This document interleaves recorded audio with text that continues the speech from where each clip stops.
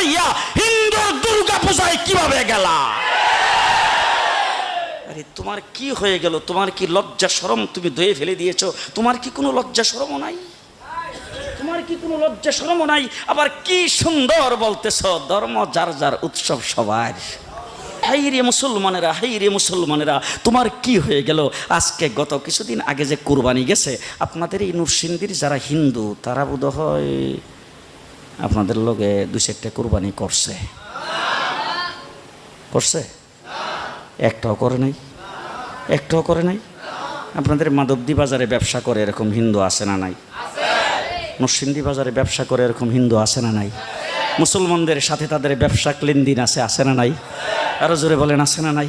তাইলে আমার যখন কুরবানি আসলো তখন একটা হিন্দু তো একথা বললো না, তাদের সঙ্গে ব্যবসা করি, তাদের সঙ্গে সমাজ করে চলি, তাদের বাজারে বাজার করি, তাদের সঙ্গে লেনদেন করি, তাদের সঙ্গে উঠা বসা করি। তাইলে তো আমরা আমাদের যা সামনে কুরবানি যখন মুসলমানদের আসছে, তখন ধর্ম যার যার, উৎসব তো সবাই। তারা যখন কুরবানি করে তাদের সাথে আমরাও 2টা কুরবানি দেই।